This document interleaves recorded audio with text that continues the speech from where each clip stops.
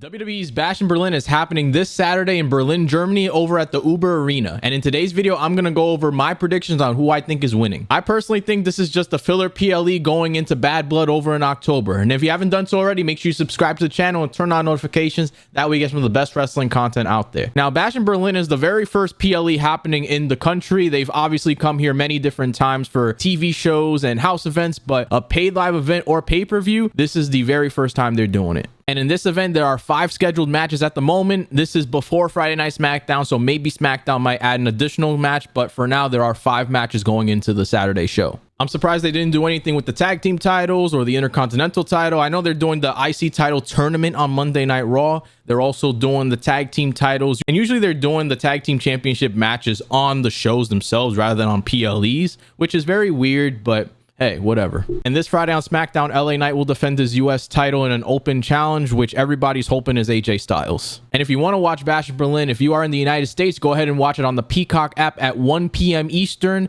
10 a.m. Pacific, or if you are outside of the US, it is the WWE Network at the same times. There is no particular order for the matches that I'm going to go over. It's just in my honest opinion of which ones are going to be good in their priority. So the most recent match that got announced was Isla and Alba Fyre going up against Bianca, Belair, and Jade Cargill for the WWE Women's Tag Team Championships. And I personally think Bianca and Jade are going to dominate most of the match, but somehow Isla and Alba Fyre are going to get the win in a kind of either a roll-up or some random interference, probably by Blair Davenport. Maybe Naomi might get involved, but I think that Bianca and Jade are not winning it just yet. They lost it in a questionable fashion over at Clash at the Castle, but I don't think it's time for them to win the belts just yet. And going into WrestleMania, I feel like Bianca and Jade will eventually go up against each other, maybe tease at the Royal Rumble, but I think it's too early to have them fight each other, so they're gonna give it some time. But I think Isla Dawn and Alba Fyre will be retaining for this match. Obviously, if Blair Davenport wasn't involved in all of this, then I think Bianca and Jade would win, but you know how the WWE works. Next up, we have CM Punk versus Drew McIntyre in a strap match. I feel like this has to do more about the bracelet that CM Punk is trying to get rather than just trying to beat Drew McIntyre. I mean, it makes sense to beat him in the process, but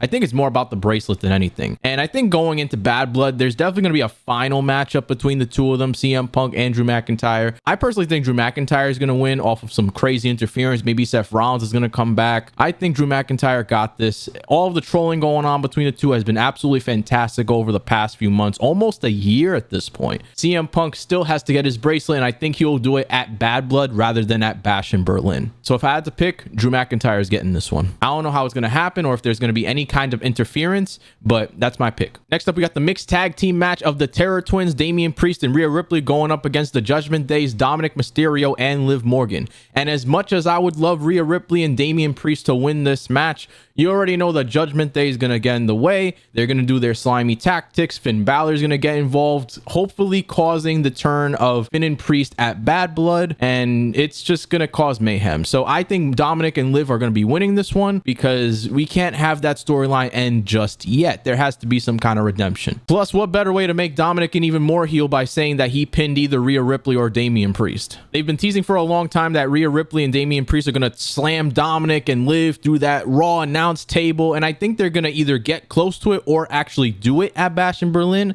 but it's not going to be enough to get the win. So because of that, my pick is Dominik and Liv winning this one. We have the World Heavyweight Championship match with Gunther defending against Randy Orton. As much as I'd love Randy Orton to become a 15-time world champion, Gunther just won the title against Damian Priest, so obviously Gunther's winning. Gunther is not from Germany, but he is going to get the European home field advantage since he is from Austria, and everybody's going to be cheering for him, even though they all love Randy Orton anyway. And if for some reason Randy Orton does win the World Heavyweight Championship, it wouldn't make sense because Gunther just won it, and for Gunther to be this unstoppable powerhouse, just to lose it like that is absolutely insane. So because of that, Gunther's definitely retaining. And finally, we have the undisputed WWE Championship with Cody Rhodes defending against Kevin Owens in one-on-one action. They've been teasing for weeks on SmackDown that Kevin Owens is going to turn heel and betray Cody Rhodes. I personally don't think it's happening at Bash in Berlin, but it could happen on the Friday Night SmackDown after. For Cody Rhodes and Kevin Owens, I feel like the only interference that could potentially happen is the bloodline, but I feel like they're too focused right now on the tag team championships and Roman Reigns and the OTC going on